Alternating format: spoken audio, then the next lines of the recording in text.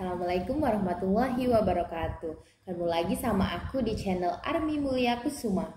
Baiklah, di video kali ini aku masih membahas tentang kritik sastra. Tapi di video yang kali ini aku membahas kritik sastra dalam karya cerita pendek atau cerpen. Nah, cerpen yang aku pilih di video kali ini yaitu cerpen dari Boy Tjandra yang berjudul Cinta Paling Rumit. Nah, kenapa aku memilih cerpen yang ini? Karena di masa sekarang ini banyak banget orang-orang yang sedang merasakan atau mungkin menjalani cinta yang paling rumit seperti yang dituliskan oleh Boy Tjandra. Nah, kemudian analisis yang saya pilih dalam video kali ini yaitu analisis teori strukturalisme, yaitu mengetahui unsur-unsur atau struktur yang ada di dalam sebuah cerpen itu. Kemudian alasan saya memilih teori ini yaitu saya itu sangat senang ketika mengetahui bahwa ada struktur-struktur dari sebuah karya sastra itu yang ternyata sebenarnya itu setiap karya sastra itu berbeda gitu, memiliki ciri khasnya masing-masing. Nah, oke, tanpa membuang waktu lagi kita akan langsung membahas tentang cerita pendek yang berjudul Cinta Paling Rumit karya Boy Tjandra. Nah, berdasarkan teori strukturalisme saya menemukan 3 unsur atau struktur yang terdapat di dalam cerita pendek Cinta Paling Rumit. Yang pertama yaitu alur. Pada cerpen Cinta Paling Rumit itu karya Boy Tjandra, alur yang terdapat di dalamnya yaitu alur situasi. Situasinya yaitu situasi awal, tindakan tokoh, dan juga hasil dari tindakan. Nah, alur ini saya menggunakan dari teori Mark Ueb dengan hasil yang pertama, situasi awal. Pada cerita pendek ini, tahap ini dimulai dengan tokoh aku yang sedang menunggu pacarnya di sebuah tempat makan cepat saji. Ya, seperti biasanya, kekasihnya pasti terlambat karena urusan pekerjaan yang padat. Diceritakan bahwa kekasihnya itu adalah seller di sebuah dealer toko mobil.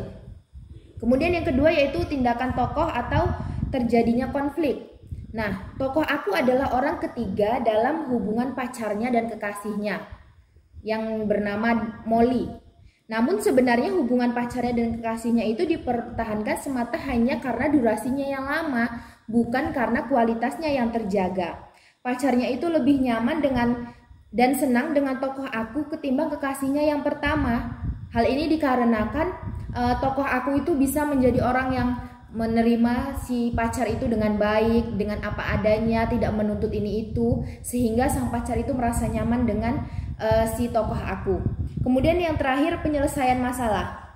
Setelah menimbang dan akhirnya memilih berpisah dengan kekasihnya Molly itu, sang pacar berjanji akan menemui orang tua tokoh aku dan menikahinya setelah wisuda, karena beberapa bulan ke depan sang kekasih atau tokoh aku itu akan menyelesaikan kuliahnya dan diwisuda. Nah, suatu harapan dari tokoh aku ini menjadi kenyataan, namun di sisi lain dia juga merasa bersalah karena gara-gara dirinya sang pacarnya ini rela meninggalkan Molly atau kekasih yang sudah lama.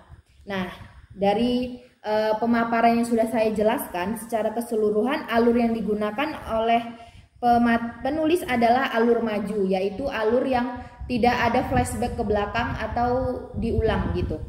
Kemudian unsur yang kedua yaitu tokoh dan perwatakan. Nah, di cerpen ini tidak ada banyak tokoh, hanya 3 ditampilkan tokoh oleh sang penulis. Yang pertama tokoh aku sendiri. Dia memiliki watak baik, sabar, penyayang, dan juga pengertian. Dia tidak peduli mau pacarnya terlambat berapa jam pun dia pasti menunggu karena dia memaklumi kesibukan dari sang pacar. Kemudian pacar dari tokoh aku, dia berwatak pekerja keras, mencintai kekasihnya dengan tulus. Namun karena kekasihnya yang pertama itu, dia bukan karena selingkuh ya. Dia selingkuh itu bukan karena niat, melainkan karena dia tertekan dengan kekasihnya yang pertama karena terlalu menuntut ini itu dan meminta ini itu. Kemudian yang terakhir yaitu tokoh Molly sebenarnya cuma diceritakan oleh penulis mengenai kisah si Molly ini. Molly ini tidak memiliki percakapan sama sekali di dalam cerpen itu. Nah, sikapnya itu yaitu suka mengatur, yang dominan. Kemudian yang ketiga yaitu latar. Nah, di cerpen ini hanya ada satu latar yaitu di warung makan cepat saji. Penulis hanya menggambarkan percakapan mereka di warung makan cepat saji ini. Kemudian yang terakhir menjadi titik poin saya mengkritik menggunakan teori strukturalisme yaitu amanat. Nah, amanat dari cerpen ini sebenarnya adalah bagaimanapun kita berpacaran lama atau mencintai seseorang dengan hubungan yang panjang tidak menjamin kita akan menikah dan berbahagia dengan mereka, dengan pilihan kita gitu.